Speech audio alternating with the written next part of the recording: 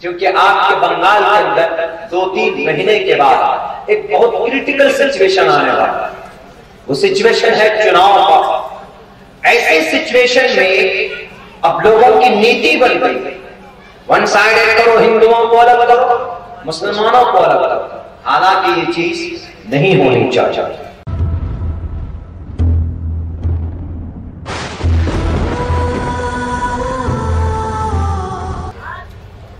26 जनवरी 1949 हमारा ये देश कब आजाद हुआ?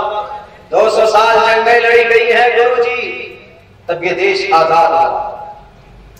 200 साल जंग लड़ी गई तब ये देश आजाद हुआ था। तब जाकर हमको 26 जनवरी के अंदर वो संविधान व कानून मिला था, जिस कानून के अंदर हमें कहा गया, हम टोपी और दाढ़ी वालों को कहा गया कि right of minorities to establish and administer educational institutions. Article 30 के अंदर कहा गया कि मुसलमानों, आप मस्जिद बना सकते, आप मदरसे बना सकते, आप मकतब बना सकते, और बना ही नहीं सकते बल्कि क्या कहा, all minorities whether based on language और religion, all minorities whether based on language and religion. अगर कोई मुसलमान, अगर कोई उर्दू पढ़ने वाला, हिंदी पढ़ने वाला, कुरान पढ़ने वाला, अगर वो कोई मकतब बनाना चाहे तो क्या लिखा है, shall have the right to establish, उसकी बुनियाद डाले, administer educational institutions of their choice. मुसलमान अपनी कमेटी के जरिए, मुसलमान अपनी मर्जी से उस मस्जिद को, उस मकतब को, उस मदरसे को चला सकते हैं। कौन कह रहा है ये? मैं नहीं कह रहा हूं, अब्दुल्ला सालिम की जुबान है, लेकिन अब्दुल्ला सालिम की जुबान पर भारत के संविधान का आर्टिकल नंबर 30 है। मेरी बात को तोड़ मरोड़ कर पेश करने वालों, आर्टिकल नंबर 30 भारत के आईन का दफा number 30, right of minorities to establish and administer educational institutions. साफ लफ्जों में कहता है, अगर कोई इस देश के अंदर माइनॉरिटी का आदमी, कोई मुसलमान या कोई दलित अपनी मर्जी से अगर कोई मकतब या मदरसा बनाना चाहे तो बना सकता है ऑन देयर चॉइस। अरबी पढ़ाना चाहे तो पढ़ा सकते हैं। पूछिए आसाम गवर्नमेंट के मिनिस्टर साहब से, जिनके पेट में दर्द हो गया कि जनाब आप भगवत गीता तो नहीं पढ़ाते, आप कुरान ही क्यों पढ़ाते? मेरे हिंदू भाइयों, भगवत गीता पढ़ाना और कुरान पढ़ाना गलत।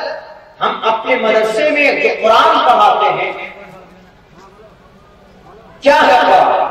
इंसानियत है। कुरान में क्या है? हमदर्दी है। कुरान में क्या है? कुव्वत है। कुरान में क्या है? मार्गदर्शन है। कैसा मार्गदर्शन? अल्हम्दुलिल्लाहि रब्बिल आलमीन अर्रहमानिर रहीम मालिकी यौमिद्दीन इय्याका नअबुदु व इय्याका नस्तईन। हे अल्लाह, हम तेरी ही इबादत करते हैं और तुझी से मदद तलब करते हैं। इहदिनस सिरातल मुस्तकीम। क्या ये दुआ मांगना गलत है? अगर ये दुआ मांगना गलत है तो फिर तो गायत्री मंत्र गलत है। ए परमेश्वर, तेरी पावनाशक अनंत दिव्य शक्ति की हम वंदना करते हैं। ओम भूर्भुवः स्वाहा। परमेश्वर, भूल चूक में जो हमसे गलती हो जाए तो तू स्वाहा कर दे, खत्म कर दे। क्या ये गलत है?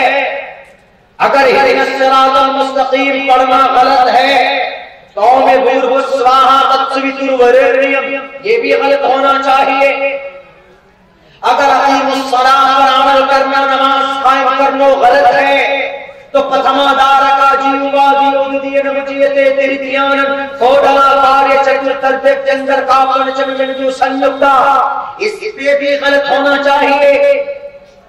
अगर कुरान करीम के अंदर कहा गया शहर रमजान अल्लज़ी उनज़िला फ़ीहिल कुरान हुदल लिन्नास, ये कुरान अल्लाह ने इंसानों की हिदायत के लिए भेजा, अगर ये पढ़ना पढ़ाना गलत है तो फिर श्री भगवद गीता के उस श्लोक को भी पढ़ना गलत होना चाहिए जिसमें कहा गया है इंसान सत्य मत करो दस्ताना शांति रपैशुनम दया कुलेश्वर वृद्धम भीर छापना।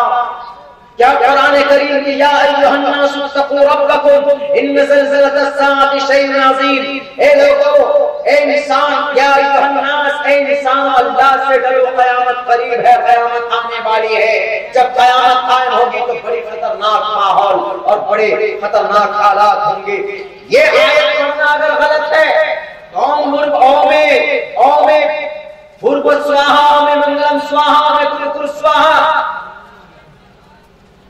साफ लफ्ज़ों में कुल कुरान के अंदर कहा गया। इनको भी पढ़ा जाना गलत होना चाहिए। अगर हम पढ़ते हैं अल्लाह को जिस नाम से चाहे पुकार लो, अगर कुरान करीम के अंदर ये पढ़ना गलत है तो फिर भविष्य कुरान के अंदर इंद्रम मित्रम वरुण मग्रिमाही रको देवस्य सुपर्णो गरुड़मानम एकम सद्विप्रा बुदावती, ये भी पढ़ना गलत होना चाहिए। क्या मतलब है? मैं सेम पढ़ रहा हूं, जो कुरान में लिखा वही वेद में लिखा। अगर कुल हुवल्लाहु अहद अल्लाहुस समद लम यलिद वलम यूलद वलम यकुल लहू कुफुवन अहद, ये पढ़ना अगर गलत है, आसाम के मिनिस्टर साहब से पूछिए, उत्तर प्रदेश के हमारे सीएम साहब से पूछिए कि अगर ये पढ़ना गलत है तो फिर ये पढ़ना गलत होना चाहिए। एको देवः सर्वभूतेषु गूढ़ः, एक ओंकारा सतनाम करता नरवीर अकाल मूरत अजवनी से घुंघुर प्रसादी। फिर पूछिए अमेरिका वालों से कि there is no god but one god and Muhammad is the last messenger of one god, ये भी पढ़ना गलत होना चाहिए। क्या गलत लिखा है कुरान में, हदीस में? क्या गलत लिखा? मोहम्मद रसूलुल्लाह वल्लज़ीना माअहु अशिद्दाउ अलल कुफ्फारि रहमाउ बैनहुम तराहुम रुक्कान सुज्जदा, कुरान करीम की आयत है। अगर ये पढ़ना गलत है तो ये भी गलत होना चाहिए। साफ लफ्जों में आज्ञा रहे बिलकिरत मोहम्मद आकाराना शशविदाय हिददोदयते विवेका, ये भी गलत होना चाहिए। हुवल्लज़ी अरसल रसूलहु बिल-हुदा व दीनिल हक़्क़ लियुज़हिरहु अला-द्दीनि कुल्लिहि व कफ़ा बिल्लाहि शहीदा। अगर ये पढ़ना गलत है कुरान करीम की वजह से तो ये भी गलत होना चाहिए। साफ लफ्जों में कि धर्मस्य हयाते कुरूनमा शरीरे शमम नाशम सर्वमन्यति गच्छति, सब कुछ खत्म हो जाएगा, आदमी का कर्म, उसकी बॉडी खत्म हो जाएगी, कर्म ही साथ जाएगा, धर्म ही साथ जाएगा।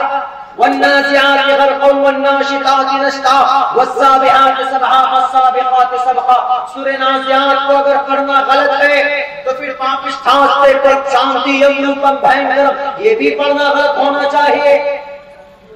पूरी रात हो सकती है, हम बता सकते हैं कि हम अगर कुरान करीम के अंदर कोई मैसेज अपने बच्चों को देते हैं तो उसका मात्र एक ही मकसद होता है कि उसके अंदर कुरान पढ़ना आ जाए, अल्लाह को पहचानना आ जाए और रब्बे ज़ुल जलाल की वहदानियत को पहचान ले, एक अल्लाह की भक्ति उसके अंदर आ जाए।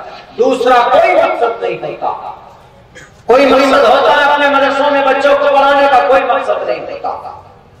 लेकिन इन लोगों को ईमान पर गवारों को मैं कहता हूं, ऐसे मत आओ हमारे करीब, आप हमारे ग्रंथों को पढ़िए, आप हमारे मदरसे में चले जाइए, तलाशी लीजिए हमारे मदरसों में क्या मिलेगा।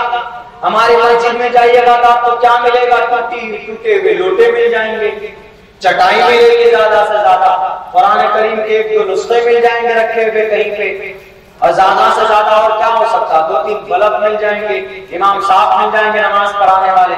इमाम साहब की जेब में हाथ डालोगे तो क्या मिलेगा तुम्हें? आपको असल की शीशी मिलेगी। आपको इमाम साहब के पॉकेट में हाथ डालोगे तो ज्यादा से ज्यादा कितना पैसा मिलेगा? 100-200 रुपए मिल जाएगा बेचारे के पॉकेट में, तो ज्यादा पैसे रहते नहीं है। और क्या मिलेगा इमाम साहब के पॉकेट में? कुछ नहीं मिलेगा। लेकिन इन एबीवीपी, आरएसएस, वीएचपी और बजरंग दल के लोगों के घरों की तलाशी लो तो इतने बड़े बड़े बम मिल जाते हैं, इतनी बड़ी बड़ी छुरी मिल जाती।